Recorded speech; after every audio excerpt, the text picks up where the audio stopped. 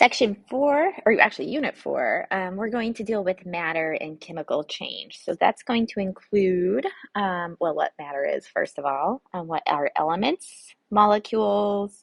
We will cover the difference between those. We'll do an introductory look at the periodic table, although we will have an entire unit in which we talk about the periodic table.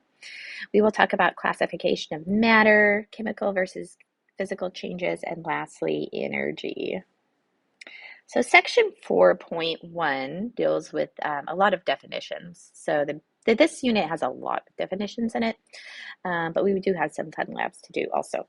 So the first one is matter and elements. So matter, what is matter? So matter is defined as a substance that has mass and takes up space. So it has some volume. So that means literally anything is matter. So liquids like Coca-Cola is matter, a brick is matter, and even gases. So gases do have mass, although it's very small, and they do take up a lot of space. They're just very, their density is very low. So those are all matter. Now, an element is defined as an unbound atom. Okay, so what is an atom? All right, the atom is we also will spend an entire unit talking about the atom. That's next. But the atom is defined as the building block of matter. So it's the smallest, it's like the Legos. It's like the very smallest Lego brick you have that makes up matter. And there are three components that we're going to talk about: the proton, the neutron, and the electron. So the proton, it is a positive particle, and it is found right here in the nucleus, in the middle. So this is a proton right here in the middle, and it is a positive particle, and it's decent sized. The neutron is a neutral particle, and it is also found in the nucleus. So this is a neutron right here. So protons and neutrons are in the nucleus. The neutrons are kind of like, they help shield the protons, so it's kind of like the glue that keeps everything together. The electrons are negative particles, and they are found around the outside. So the electrons are actually outside of the nucleus, and they do not spin in orbits. They do move. They do move around outside of the nucleus, but you can kind of think of them as like moving around in clouds. So there's like clouds of electrons around the atom, and we will talk about this in more detail later. But this is the preliminary model of the atom that we're going to consider. Here is an atom actually of strontium. So strontium is a relatively big atom, and they were able to isolate just one atom. Now this picture is blown up a bunch of times, like I don't even know how many times, a lot. But you can see this little bit right here in the middle. So that is actually an atom of strontium.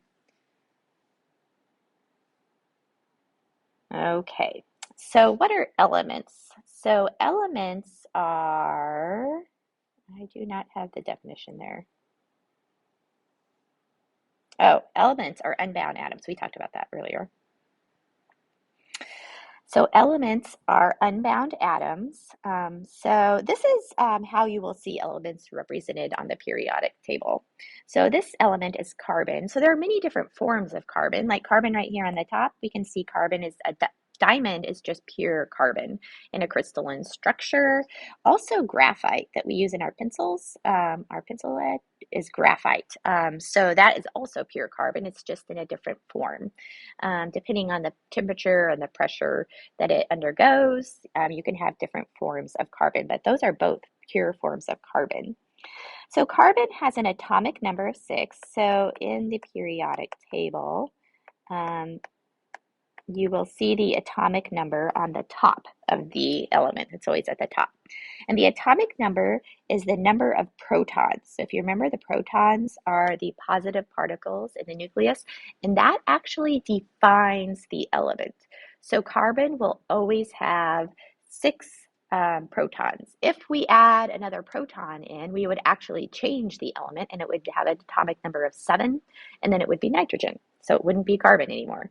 So the atomic number defines the number or defines the element. Right here we have the symbol for the element. And for carbon, it's just a capital letter C.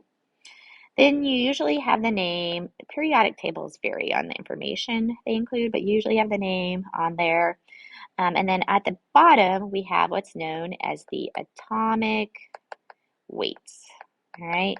And it's actually usually it's a decimal point, and it's the average mass of the element. So the element can have different masses, which we'll talk about later, but the AMU, or the atomic weight, is the average mass of the element, and it has units of grams per mole. Okay, so that's actually 12.01 grams is how much 1 mole of carbon weighs.